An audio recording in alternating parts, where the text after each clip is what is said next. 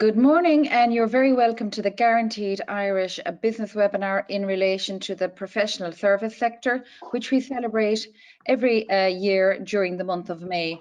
Delighted to have you on board, and we're expecting a big attendance this morning. So I'll be very brief with you. I'm Bríd O'Connell with Guaranteed Irish, and the theme this morning for the Professional Services Month with us is recovery. So it's obviously very apt, very broad, and we're delighted to have experts joining us. Chairing the event is Michael Jackson, who's a managing partner with Matheson and also director of Guaranteed Irish on our board. Prior to the appointment as managing partner of Matheson, Michael spent over 10 years as head of Matheson's financial services practice, and he advises on many of the world's leading financial institutions, investment banks, asset management companies, broker-dealers, corporations carrying on businesses in Ireland are from Irish vehicles. Michael was a member of the IFSC Funds Group established by the Department of Taoiseach to consider and advise on legislative and other changes which are necessary or desirable to facilitate the continued growth of the Irish investment funds industry. He was also the chairman of the legislative subgroup of the IFSC Funds Group, and Michael has spoken at a number of international financial services conferences. He has lectured at the Law School of the Law Society of Ireland on financial services law and is a regular contributor to the financial services publications. So Michael will be taking over the MC from me. I'm also delighted to introduce Kieran O'Brien, partner with KPMG, also KPMG, a member of Guaranteed Irish. Kieran is a partner in the Global Strategy Group and is the lead advisory partner in the Aviation Finance and Leasing practice.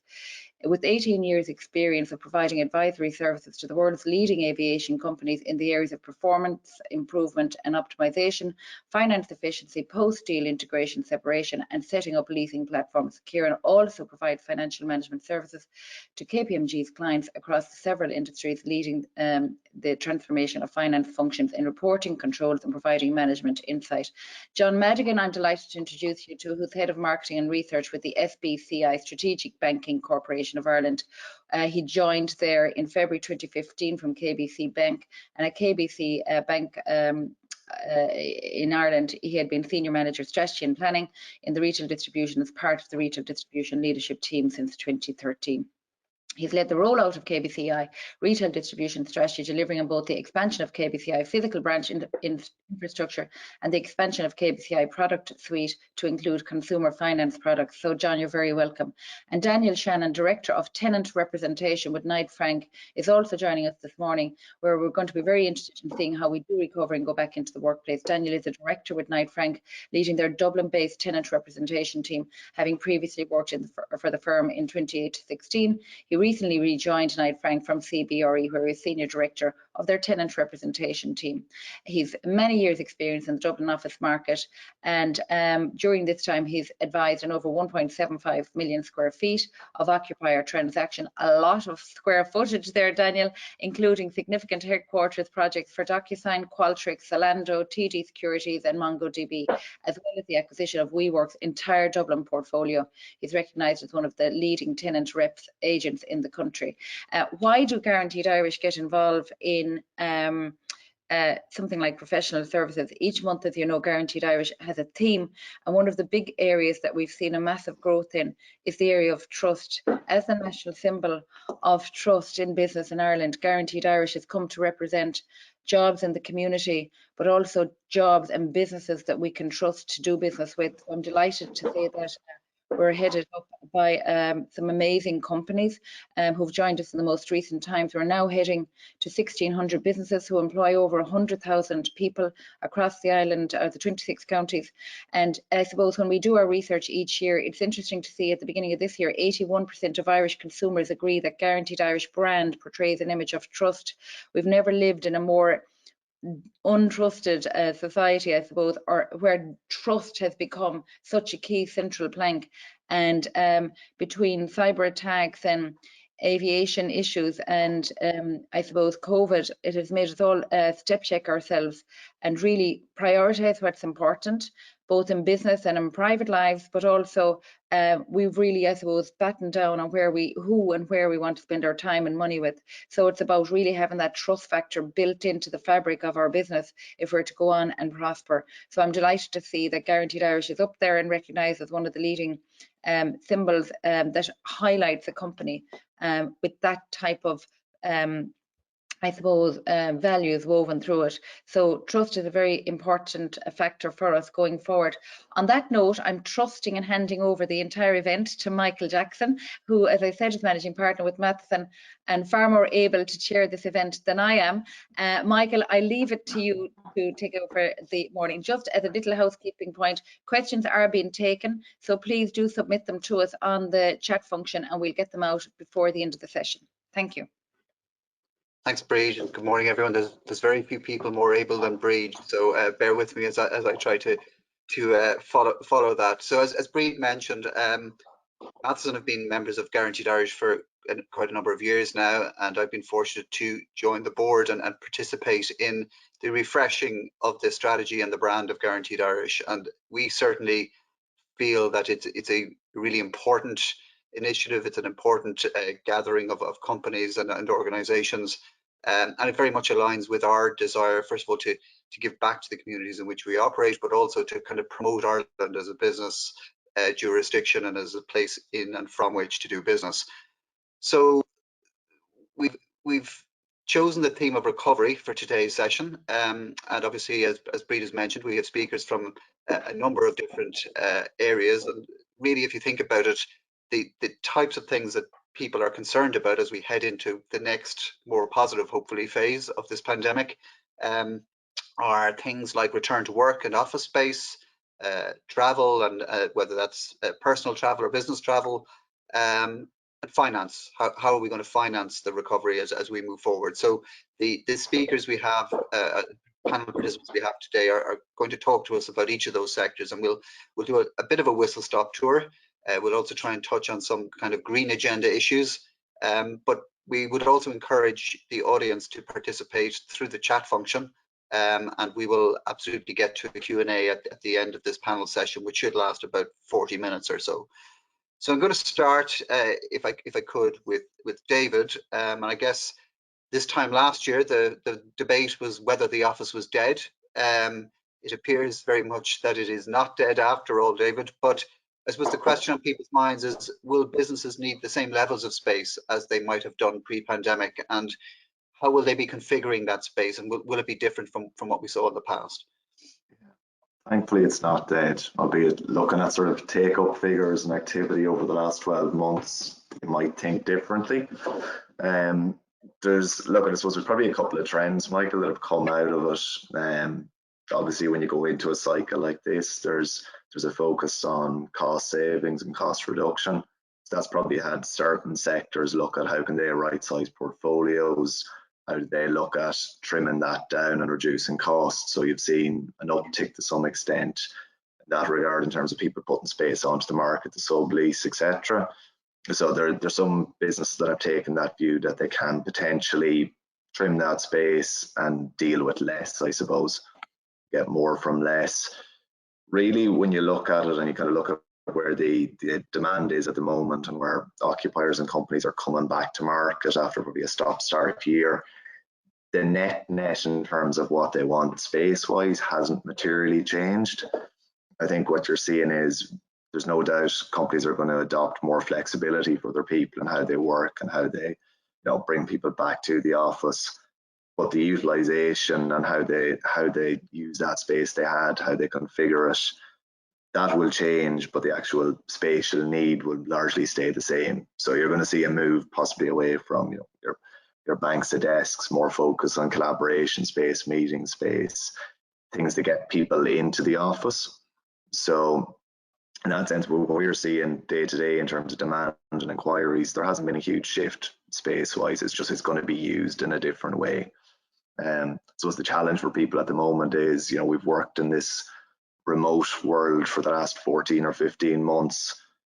You've gone from one extreme to another until people get back into the office at some stage, hopefully later this year. You're not really going to figure out how that dynamic is as well when you've got the hybrid of people from home and people in there. So that adds another layer of confusion to it. But current trends would suggest no material change in the space need, just a different design considerations. Yeah, I think that certainly reflects the way we're thinking about it. I think, people are going to come to the office, and we've got to focus on why they're coming to the office, and that the setup of the office is capable of supporting that, as opposed to just being an office to which they came to because they always came to it in the past and did everything there. And I think you'll see as well on that, and we're hearing it for some people that are weighing up when do they get back in. They might use this as an opportunity to move or fly to quality or better quality space, because again, they want something that's a bit of a carrot, for the want of a better term, to get people back in as well. So, you know, if you've been remote for the last 12 or 14 months, do you want to go back to exactly the same thing again? So yeah, it'll be interesting to watch. Yeah. And apologies for calling you David, obviously, in the That's okay. Kieran, office space, I suppose, isn't the only thing that's been reconfigured in the past 12 months. There's been a fair bit of reconfiguration of aircraft and the aircraft industry generally. How do you see that industry kind of looking and feeling as we start to come back out of the restrictions and travel starts to open up again? Yeah, I think, to be fair, Michael, it's probably still a little bit all to play for, if that makes sense. And I think we probably need to look at other jurisdictions to understand what it'll look like in Europe. So clearly, you know, that there's been a lack of passenger load, a lack of flights. Albeit we've seen a good domestic recovery in the US and in Asia. But it is predominantly a domestic recovery as opposed to an international flight recovery. And we've seen, certainly from some of the airline restructurings, Norwegian being a really good example, that they are emerging as a regional, airline as opposed to a long haul airline. And I think one of the really interesting things, one of the really interesting statistics is there was information that IBA shared. There's roughly 130 startup airlines in Europe that are talking about being ready to fly in 21-22. But the vast majority of their order book or aircraft are narrow body or regional. There's some wide body, but again, it plays to a regional kind of market as opposed to a long haul market. So certainly they're all betting on a more regional play. Albeit I think there's and we probably will see a rejig to that. I think there'll be winners and losers. I don't think those 130 airlines will all succeed, nor do I think actually that all the current airlines will not have to go. Some obviously will have to go through additional restructurings. But as an industry, it's been really resilient. While there's been clearly changes and challenges for airlines, not a ton have gone out of business. And the community as a whole, is ultimately managing itself through clearly the biggest impacted, or worst economic impact on aviation we've ever seen, where, you have no flights. And it's been very resilient. And that's fundamentally down to the airlines, the lessors, the banks, the servicers, all of those working as a combined entity, trying to ultimately manage that risk and manage that input, equally among them. And I think that's really commendable. And I think Ireland has a huge part to play in that from a global perspective, actually, which I think is really important. I think the question, right, and we may have an announcement tomorrow what it looks like for us, but one of the really interesting things to come out of the UK, which are, they're a little bit ahead, is on May 7th, they announced a green list of countries, which, was allowing them to fly and come back without doing quarantine. And bookings went, over the course of about 6 days, went from being 80% behind 2019 levels to being roughly 50% ahead of 2019 levels, which would suggest there's clearly a pent-up demand, right? And I would assume, look, we will follow suit, as will everybody. So there's certainly that leisure travel will be, long-term impacted, but we don't know. I think business travel will probably be a little bit longer to come back. I think companies will be much more conscientious about how many people or why they need to travel. But ultimately, I still think you will have it. And certainly in our industry, I think we see clients really still value face-to-face. So if that means getting on a plane to support them and help them, look, we'll have to do that. But I think that'll take time and it'll be conscientious. So yeah, look, I think we'll have a move to regional over the short term. We'll have new players, and I think, look, that there'll clearly be technological advances and changes that are driven by other factors. But I think the industry is working through all that at the moment. And certainly if the conversations I'm having with people I work with or with friends is anything to go by, there is massive pent up demand. So I think it'll be interesting to watch as things open up. John, obviously reconfiguration, reconstruction, whether you're a startup or whether you're starting up again and dusting down after the pandemic, finance is going to be a key factor for people. Clearly, the world of finance has been changing for some time, and alternative finance has been playing a more important role. It's sometimes misunderstood, I think, when you listen to some of the commentary about alternative finance. So do you mind explaining to people what we mean when we talk about sort of alternative finance? Sure. I suppose, Michael, it's worth saying that Ireland is a very small and very concentrated market. So it actually becomes quite difficult for new entrants to come in, and certainly big new entrants coming into the Irish market is probably not going to happen in the immediate future.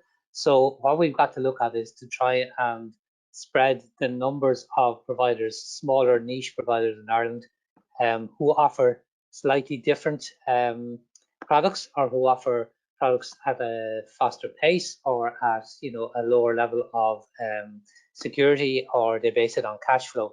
So I suppose for me, if you try to separate traditional financing, which would be your typical overdraft, your term loan, you borrowed it over 3, 4, 5 years, or you did your commercial mortgage over 15 years with your bank to buy your premises. If you now look, you're looking at people who actually are looking at the assets they have in their building, the machinery, the vans, and the things that they bought for cash. And instead of actually just buying them for cash anymore, they're actually tending to sell them back to a leasing company and lease them back. So they're actually generating cash off the assets that they have. One good means of alternative finance. Invoice financing was very much, when I started out in banking, it was the lender of last resort. It was called factoring at the time. But invoice financing has become a far more acceptable way of financing, and it allows you to grow because you actually finance your debtor book. So if your debtor book gets bigger, then you can actually draw funding against your bigger book. So therefore, it increases your cash flow and also reduces your requirement for this continuing need to increase your overdraft, which eventually causes you a problem. There are some companies in the Irish market that will now finance an individual invoice as opposed to actually taking over your entire invoice financing book. So things are beginning to move. You're getting people into the marketplace. From one of our key parts of our mandate is to try and encourage competition in the marketplace. So if you were looking at the non-bank providers that we have in the market at the moment, you're looking at people like Fexco, which to a lot of people are this foreign exchange company down in in Killorglin. They employ 5,000 people in Kerry. Basically, these are a huge company. They provide leasing. Finance Ireland likewise. We have SME Finance and Leasing, a small niche company down in Kilkenny who do finance and leasing. We have Bibby and Close brothers on our books now. Bibby doing invoice financing, Close doing term lending, but also lending under the credit guarantee scheme and doing invoice financing as well. We have Invoice Fair, Linked Finance, who are now they're actually now applying for a second tranche of funding under the credit guarantee scheme. So there are far more industry bodies out there that are actually now available and open to taking applications from SMEs. But I suppose the big difference is that what the SBCI has done over the last while is it has introduced partial guarantees into the SME market, which has allowed SMEs to borrow with less collateral attached and lessening the need for personal guarantees, which was a huge issue for people post the last crisis. So traditional versus alternative, there's lots of alternatives out there. People do need to look. If you look at the credit guarantee scheme alone, there are 33 odd providers on that, including 19 credit unions. Credit unions who have been awash with cash and savings over the last while are now beginning to enter the SME market, which is very local, very and generally very trusted. So, as we evolve and get them involved in more schemes, this will become much more an important part of the financial landscape for SMEs in Ireland. Great, and I suppose, John, if people want to find out more about some of these some of these different products and how to access them, what should they do, or who should they talk to? They can talk to me. We have an info email which is on the SPCI website. Alternatively, they can email me directly, and Breed, you can share my email details at the end with anybody. We will talk to any company individually. We don't lend directly, but at the moment, what we're doing is we're putting people towards either short, medium, or long-term funding. We'll talk to them about our leasing suppliers. We'll talk about the guarantees, and the guarantees are really, really interesting products because, you know, in a lot of cases, it allows for lending of up to €500,000 being unsecured, you know, with an 80% government guarantee and 20% of the risk being taken by the financial institution. That has moved the dial. If we look at our future growth loan scheme, which was our big scheme last year, we put an additional €500 million into that scheme in the middle of last year, in the middle of 2020. Remember, this is in the height of the pandemic, and that €500 million is gone now as of January with the extent. I think what they all, the only supplier with some funding left is Close Brothers at this point in time. So SMEs are looking to change, they're looking to invest, they're looking to borrow, and you know, there is funding available, and that funding is actually going out the door. You know, people have talked about the credit guarantee scheme. There's been a bit of criticism about that in terms of, you know, how much the low take up of is a €2 billion scheme. But the reality is that nearly 5,000 SMEs have actually availed of that scheme now. The loan size is quite small, it's about €65,000. But it means that about 300 million of that scheme is fully drawn and out there with SMEs who are actually only now beginning to re-emerge or reopen after COVID. Right. Okay. Thank you. So lots for people to think about there. Daniel, I suppose, you know, we've talked about the changing nature of the office and what it will be used for, changing configuration. We've talked about finance issues. Obviously, for many businesses, rent is one of the big costs that they concern themselves with. Where do you see sort of rents going in the future, and indeed, how do you see the market, the property market generally, and values going?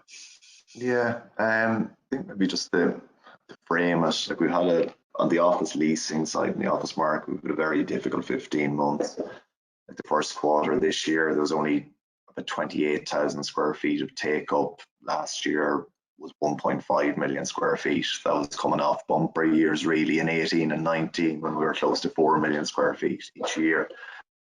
So you can see a dramatic fall off. So look at reality was people that didn't have to make decisions simply kicked it down the road and didn't make decisions for the last 12 months.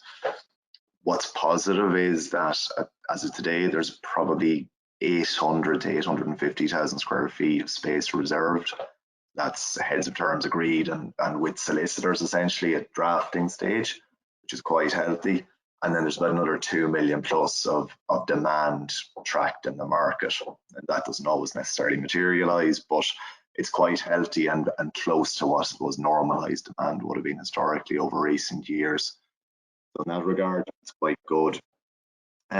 Vacancy has ticked up, again, driven really by, I suppose, that inactivity in the last 12 months and some of the larger schemes reaching completion, whereas up to 2019, we would have seen a lot of pre-let activity, which would have taken that out before the developments had completed. So that's risen slightly, but with the activity that's happening now around town, you can see that will be eaten away at as well and will start to tighten up.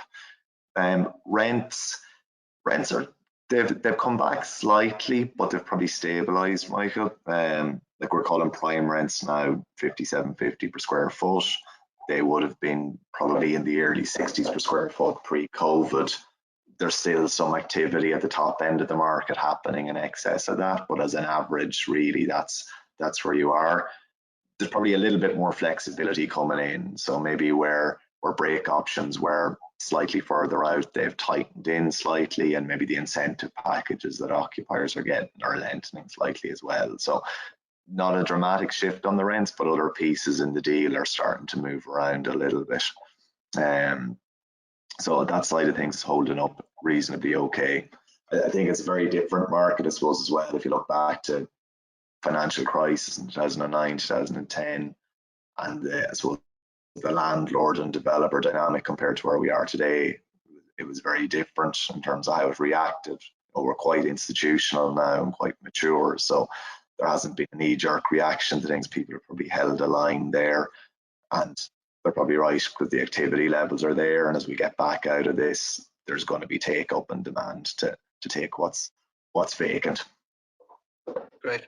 Okay.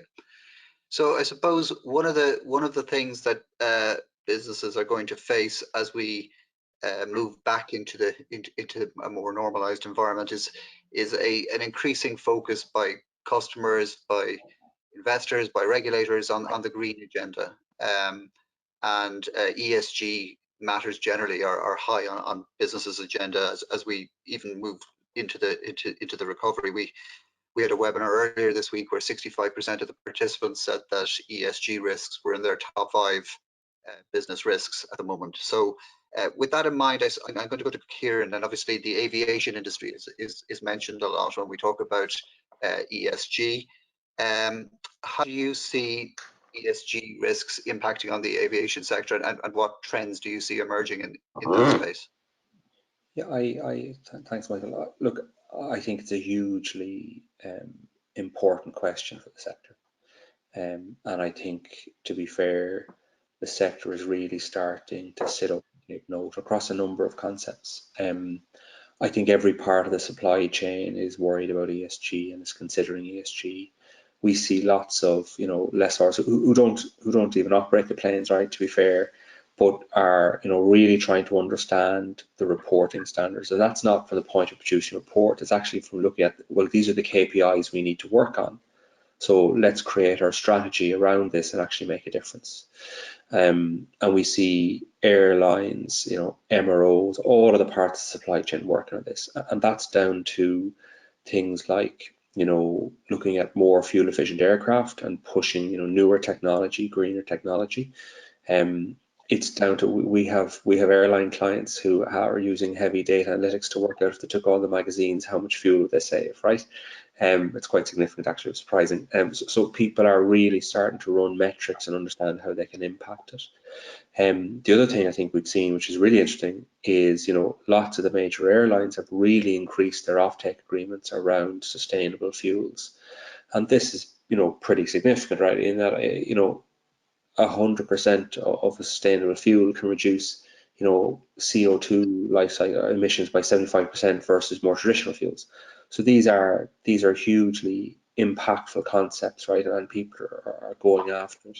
They're even looking at it, in terms of MRO and the end of the life cycle, all of those things. So this is a hugely significant agenda for the industry, and actually will probably have a huge impact on the future success of the industry, because all of those things are brilliant and they're really moving the right direction. But clearly the technology to have a hydrogen or a fully electric aircraft isn't there yet, and will take a while. I mean, that is a big step change.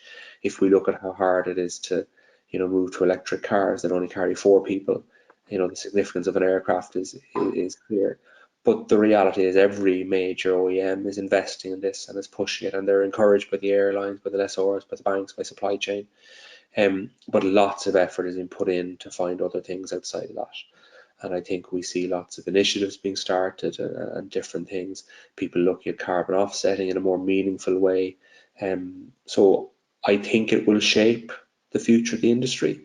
But not only that, I think the industry is already well aware of it, actually, and is doing its best to kind of march to the tune of ESG and then make meaningful change, as opposed to just reporting on it. Right, and John, are you seeing greater demand for financing of sustainable or green projects, and what sort of factors are lenders and financiers taking into account as they look to approve projects like that? Yeah, I think we're beginning to see it, Michael. I think I think businesses have kind of tried to, just survive for the last, 14 or 15 months. We've had a combination of Brexit and COVID, probably 2 unknowns. And, businesses, while I think at a local level or at an individual level, they've probably looked at things like the LED lighting in the business premises, but haven't gone the next step to the deep retrofit. They've seen LED lighting being able to, pay for itself within 3 years, and so that short payback period made it attractive. A lot of businesses are in leased businesses or in premises, so they have to look at that. But things are beginning to shift, because if you look at, banks trying to issue green bonds, they're going to have to be very clear about what assets are in there. The NTMA issued a green bond, so it has to be very clear about what, assets are actually making up that particular bond. But for me, I suppose what's going to be the big change is that once we get past this temporary aid framework, which is the current, overall package that the EU is actually providing aid through, that is likely to expire in December of this year. The InvestEU budget, which is the kind of budget that should have been from 2021 to 2028, is all about ESG, and it's all around any financing that will come out will have to have an ESG element, and there'll have to be ESG criteria within any of those schemes. So I think that there will be a major shift within the next kind of 6 to 9 months in terms of the type of finance that's being provided and the criteria that will go along with it. So I think businesses are beginning to look at it. We're engaging actually with the Department of Climate Change at the moment around a particular scheme, which hopefully will come out and drive some of that agenda in Ireland. And interestingly, one of the financial providers approached us recently to see if they could do something bespoke for their SME clients on the climate change agenda as well. So I think the awareness, I agree with you, and I think the awareness of this thing is really starting to ramp up. Businesses are looking at it. I do think we have challenges around the number of businesses that own their own premises versus those who lease, and who's going to be incentivized to actually, do the deep retrofit in those businesses, but the world is moving along. There's absolutely no doubt about it. Kieran, I was actually just reading an article recently about a hybrid plane that they're testing in Hawaii at the moment, because it's all around short hops. So they have a conventional engine at the back and an electric engine at the front, and as a proof of concept, that even as a passenger plane for that intra-island hop, it looks like it's a runner. So the whole world is beginning to move in that direction, and we're beginning definitely to see the schemes that are going to come out will definitely have an ESG tag around them. Yeah, and I'm sure there are people on the webinar thinking, I'm doing my best to stay in business here and to try and reopen. Why are you talking about the green agenda? But I suppose the point is that these things are happening very, very quickly. They are significantly on legislative and regulatory agendas. And I think as people plan for the next phase of their business and for reopening, it is really important that they consider the kind of ESG aspects as well. Daniel, I'm just watching some of the questions coming in, and obviously a lot of them relate to office space and to the sorts of things that are on people's minds as they look to the future. So one of the questions is, are you seeing more firms elect to have a model where they're moving to kind of smaller offices and spreading them out across the regions rather than having sort of one big headquarter office? In truth, no.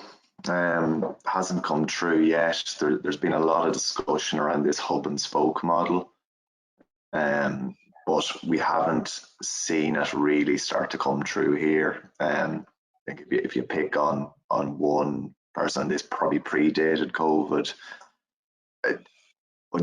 AIB probably decentralized. If you go back to 2019, with the move from Bank Centre and creating their hub in Molesworth Street, and then taking offices in South Dublin and back down in Houston as well, and they've an existing presence in Swords. So that's obviously very Dublin centric, but in terms of, I suppose, one organisation that's done a hub and spoke model of sorts, that's probably the only real one of scale. I think it's something that there's been a lot of discussion about, but it isn't something we've actually seen happen on the ground. Not sure whether that's just a thing with the market here, Michael, whether it's a geographical piece as much as anything else, that we're not as sprawling or not as large. You can see that sort of a trend maybe emerge in different places in the US and the UK, where people are probably having more significant commutes and the rest. If you're getting into the city of London every day, can you see an organisation move stuff outward? Possibly, but not here as of yet. Okay. Any of the other panelists have any thoughts or views on that?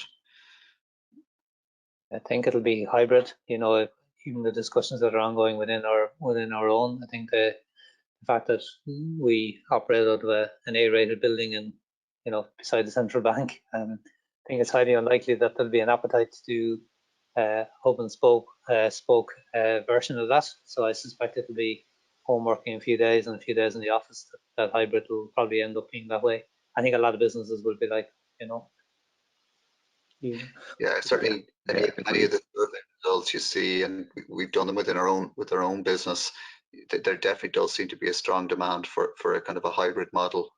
Sorry, Kieran, you were going to come in there. Yeah, I was just going to agree, right? I think the reality is we'll probably all move to some form of a hybrid, albeit I think, you know, and I see it with certainly my technology clients, as more and more this goes on, you know, the high tech guys who you would expect to be very remote, the value that's placed on collaboration and working together, you know, is still hugely important. So, like, while I think we'll have hybrid, you know, we'll still probably have core hours or core days or trying to get teams together when we can safely.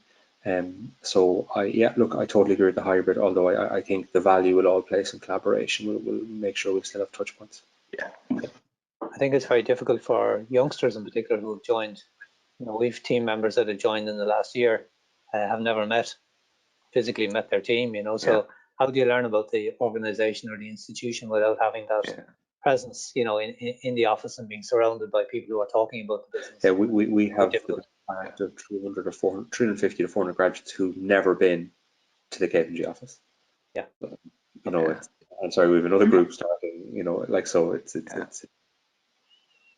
And Michael, just in relation to the members from Guaranteed Irish, the feedback is the creative piece is missing. So the, you know, the anecdotal stuff that's passed in the corridor or the water cooler chat, that type of thing is missing out, particularly not in creative businesses, but in all businesses. So that whole opportunity to spark an idea, and particularly that leads to business development and the business development piece. So everybody's black book has kind of been well used in the last 12 to 18 months, and they really need to replenish it. So I think there's a real appetite for events and people to go back out there and I won't say shake hands, but elbow to elbow each other and let's start chatting. But I think the overwhelming, not just from this panel, but from Guaranteed Irish database, are coming back and saying hybrid, but we need to meet each other. So we need to make this happen, and we need to create the flesh and not literally, but make it happen so that we're actually doing business. So people have kind of exhausted the technology channel, is the feeling, and to come back in and let's get that blend right. And I think that also needs to highlight the fact that as a result of that blend, productivity has soared, and I think will continue to soar. So I think the idea of people and the old mindset of if you can't see them, they're not at work, that's gone, which is a brilliant thing. And that would never have happened so fast without COVID. No question about that, I'd say. So it's a real mix of all of those factors to play for, I suppose, and get that blend right coming back as well. Yeah, no, I'd agree. And I think there's an opportunity for kind of creative thinking here as well. So much of our training models and other things were predicated upon people being physically present. And there's an opportunity to kind of step back and ask ourselves, well, you know, how do we react now to a slightly different model? And there's possibly some benefits that will come from that too, but it does require some thought. Another question that's coming through is in relation to the high street. And obviously the pandemic has seen a huge increase in e-commerce, and footfalls are predicted to be down in the high street. So the questioner suggests by as much 30%. And so the question is, how's that going to impact on the rent market? Will landlords be reluctant to lower their rents, and what's going to happen just generally in relation to arrears of rents and so on?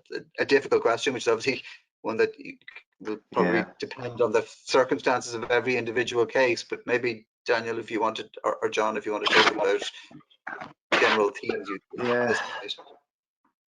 Yeah, so look, retail is my area of expertise. So I think, yeah, look, it's a sector that's probably even pre-COVID had faced challenges anyway from e-commerce, and you could see a shift in that regard. And this is obviously, I suppose, it's brought it more to a head. So I think as the sector goes, expect landlords, you know, they're definitely going to be amenable and try and work with their their tenants, because you know the last thing that anyone wants is void periods and vacancies on a high street or in a shopping centre or whatever else. So it's definitely an area in the commercial sector that's come under pressure, but that probably where landlords have been sensible and have worked with their clients essentially to try and facilitate.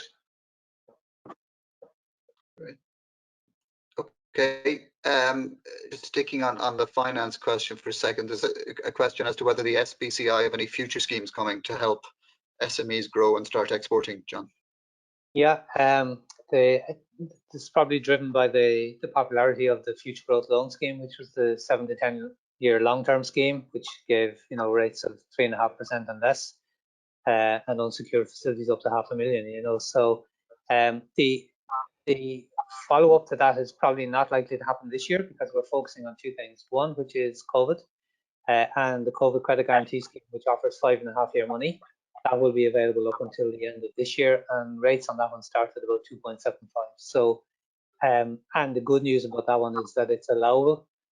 You're actually allowed to refinance short-term COVID debt over the 5.5 year period. So for businesses that are beginning to re-emerge and reopen, they can actually refinance debt that they incurred while they were closed, or that they took out at the start of the COVID crisis to maybe remodel their business premises to allow for social distancing and all that kind of stuff. So that's one.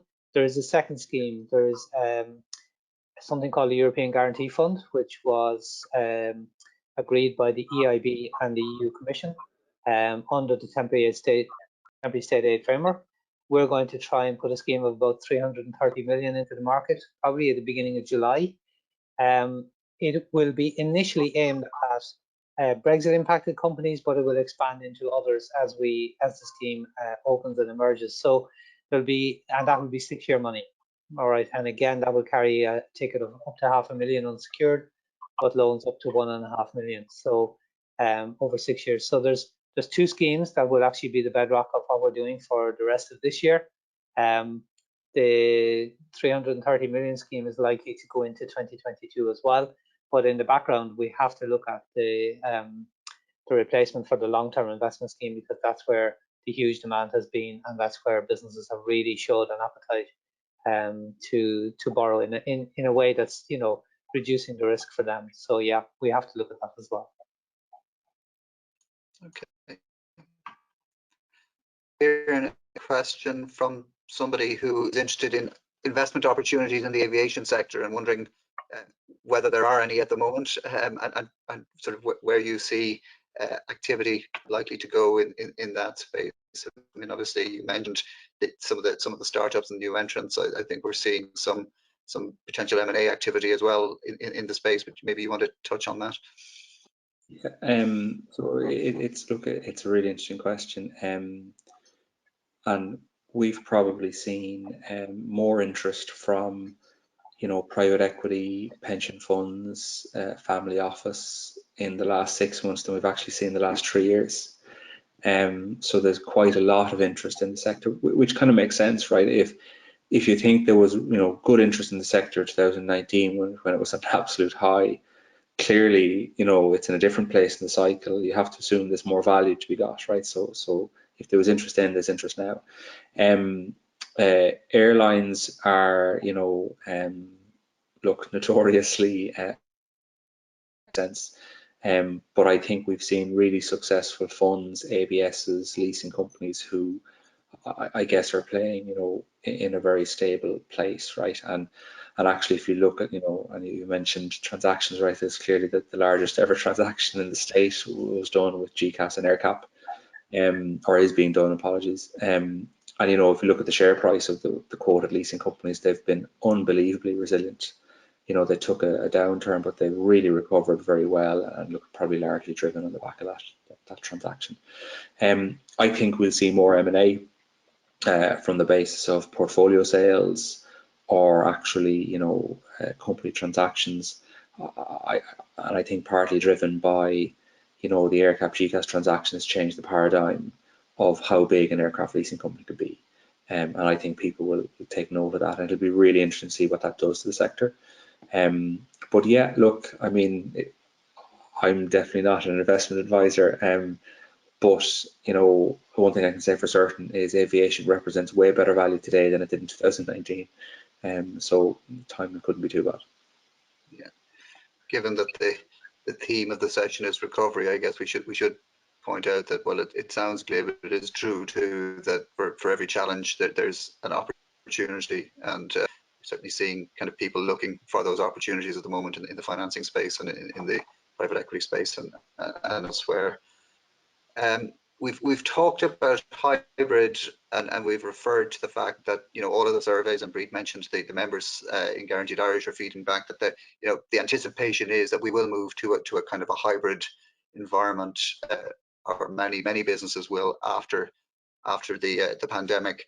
And the question is, how do you start to organize for that, and in particular, how do you make decisions that will result in sort of the approach being taken being in the best interest of all the employees and the business, as well as satisfying individual needs, and how you get that balance right between the kind of individual preferences and the preferences of the business, which I think is it's a fairly tricky and thorny question, and one I'm not sure there's any solution to just yet, as everybody is working through it. But I don't know if anybody has. We need a HR expert. Need a HR expert on the call, I think. Yeah, I think like just. Please. Sorry, go ahead, Sorry. No, sorry. I look.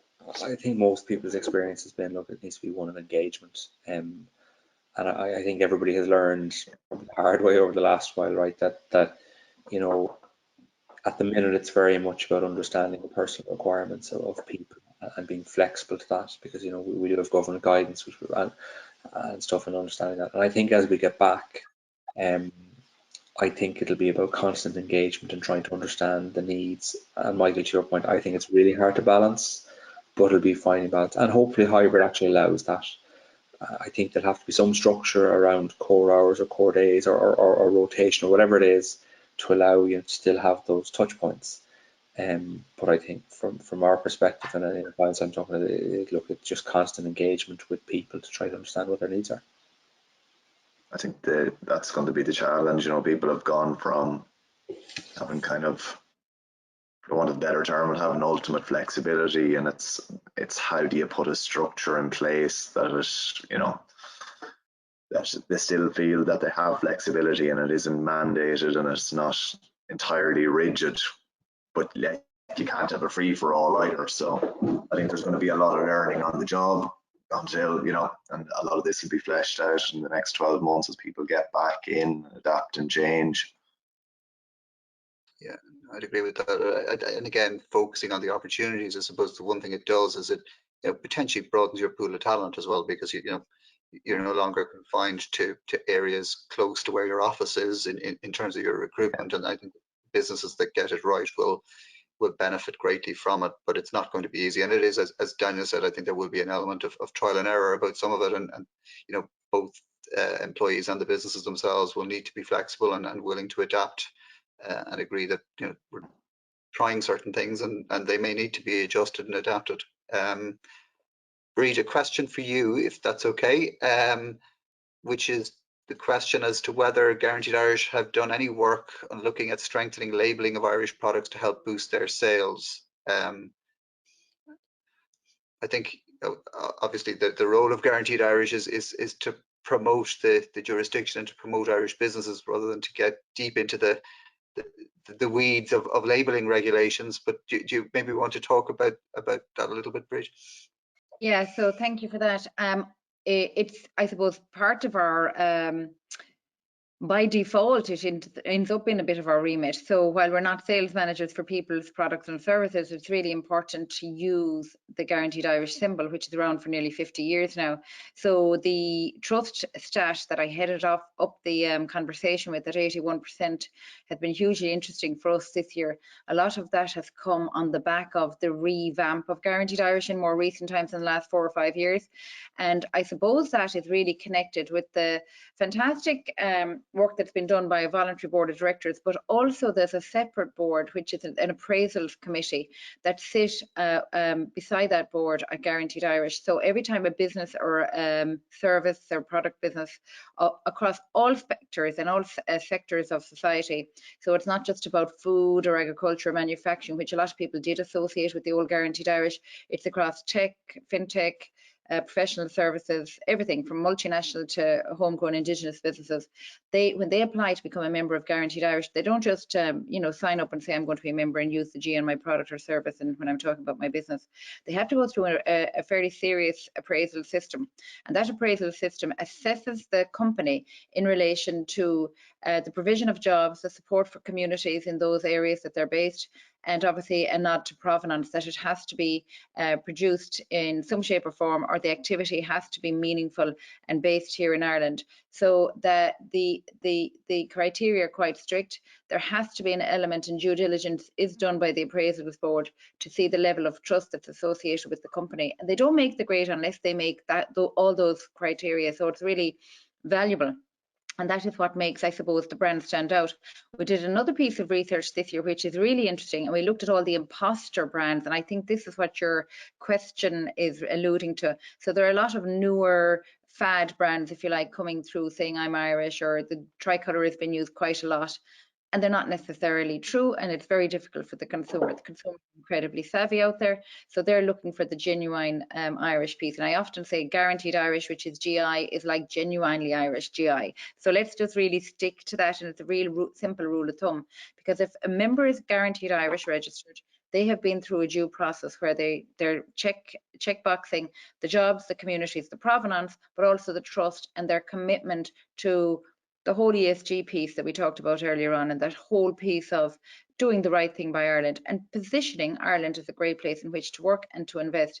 And the consumer has a massive desire. 95% in January of this year of consumers, done by Red Sea, highlighted their desire to buy Irish over a non-Irish product if they could here at home. So not just in food, but services as well. So it's really started to extend tech, pharmaceutical, huge pride in that area at the moment, and all the work they've been doing. So there's a huge desire to support Irish, and it's up to the consumer, who we're educating through our campaigns and across radio, TV, etc., digital, about looking out for the G to make sure it's genuine. But also it's very important for the provider to say, look, here's our label, we're saying we're Guaranteed Irish, so put it on the product, put it on the service, put it on your tender documents, put it on your website, put it on your email signature. So we have a whole vast I suppose digital wallet of brand assets for people to use once they achieve that licensee registration. So delighted to see it's working, and businesses have climbed. A lot more work to do, and we'd like to see people really using and pronouncing that. We're coming out of Professional Services Month, and we're going into Food Month, and we've just done a whole raft of activity, I suppose, with food companies out there. So even in your local supermarket shopping, look out for the G is the message, but not just in every sector and every service. There's an opportunity, and the desire from the citizen of Ireland has really peaked during COVID to support homegrown businesses as well as multinationals based here. And I think that's really important that we get that balance right. So there's an awareness and an educated customer out there who's saying, I want to support businesses who are supporting us here in Ireland, and I'm happy to go shoulder to shoulder with them. So I suppose from the consumer's point of view, look out for the G, and from the business provider, make sure you have the G to let the consumer know. You need to make that connect. To say that I'm Irish isn't enough, and to do the tricolour and shamrock and thumbs up and smiley faces and butterflies, they don't actually count. So again, a piece of research that we did this year as well, in March, when we looked at all the other symbols that were out there, 82% of consumers, and the phrase was stand out, considered Guaranteed Irish stands out from other marks out there. So I think that's really interesting. 82% saw the G standing out, and that's really, I suppose, because it's longevity in the sector. But we have a lot of work to do to continue, and all of us out there to become ambassadors for that and make that happen. And it's a circular economy. What goes around comes around. For every €10 spent in our economy here, it's really worth 50 to that local community. So let's really think about the impact of that. And that means jobs on the ground. It means schools holding their extra teacher. It means small shops in rural Ireland staying open. It means shorter supply chains, less carbon miles. There's something in it for everybody. So we really need to think a little bit deeper when we're making that purchase decision. So to answer a short question in a very long way, Michael, let's get the G on the product and let's start buying it. Thanks, Breed. I'm going to let you draw breath there for a second before you sum, and I'll hand back to you. But before I do that, maybe I could just ask each of our panel participants, and thank you all again for your time today. For one kind of thought or trend to watch out for in your sector post recovery, and maybe I'll start with you, John, if that's okay. Yeah, I suppose I think the trend will be for SMEs to be probably more cognizant of risk sharing and taking on debt. I hope that will begin to emerge. That they see debt has a role to play in the growth of their business. The EIB surveys would say that Irish SMEs are just as likely to invest as their European counterparts, but they're only half as likely to borrow to do that investment. So what I'd like to see is that trend move, that businesses could see a safe way of borrowing, and that could allow them to expand optimally as opposed to being constrained by the cash flow. Okay, thanks. Kieran, do you want to go next? I think that technology will play a big part in aviation.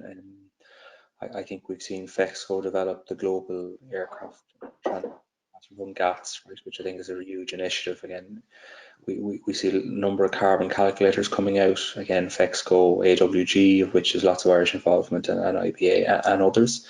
And I think in general we see a digitalisation of the industry.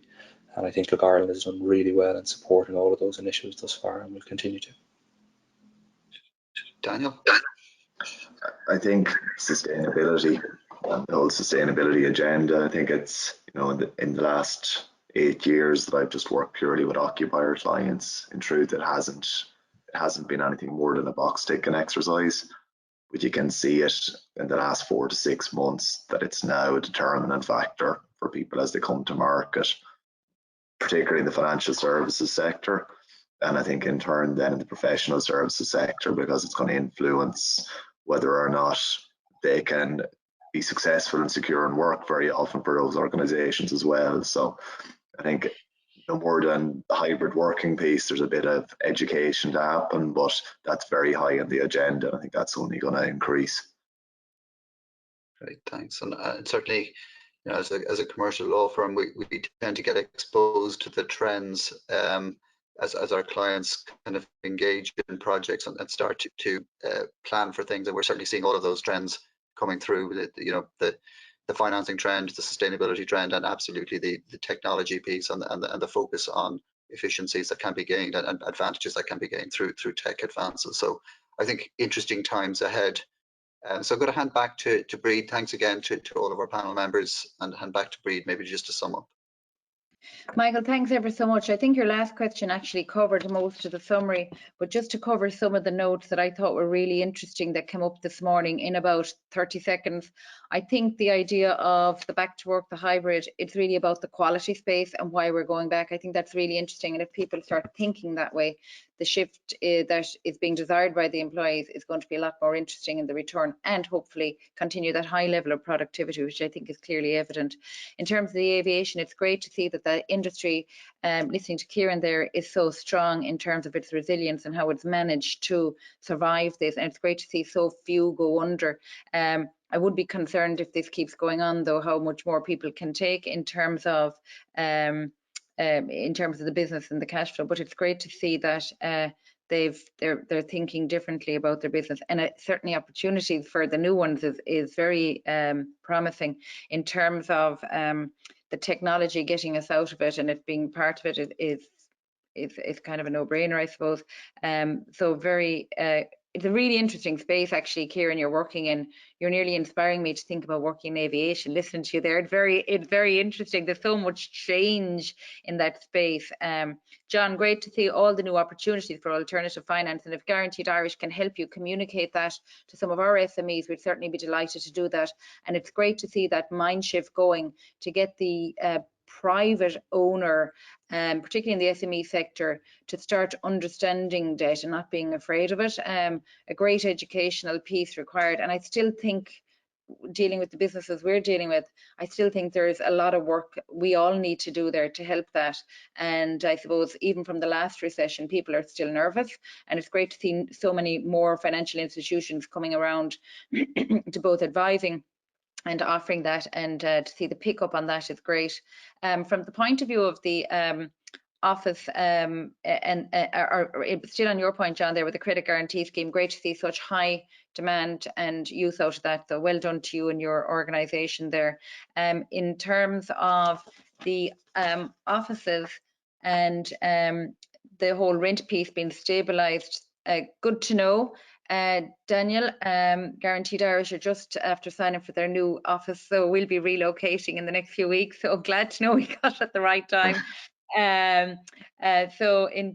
Also good to see that interesting to see the question on the moved away towards the more rural settings, which I thought would have been higher.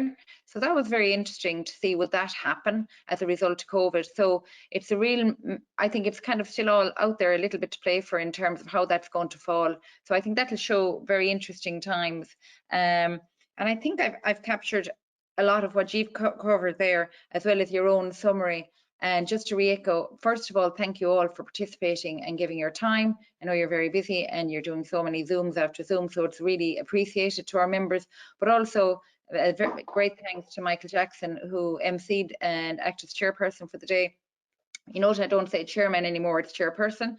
And Michael, thanks very much for your time and dedication to Guaranteed Irish. He's been a huge champion, and only for the voluntary directors on the board, and indeed the appraisals board, Guaranteed Irish wouldn't be in a position to help and be ready as it was with COVID, and on the back of that, Brexit, of course, has been a double whammy for businesses. So really shoulder to the wheel, everybody pulling together and making sure that we're all supporting each other, because as I said at the earlier there during the session, the money spent locally is 5 times more valuable in our economy, so we need to keep that there. The next event for us, just to flag for those who are listening, is Food Month. It's coming up in June, and it's the all about the future of food. So we're all looking forward. There's no looking back anymore. We need to get out there and make it happen.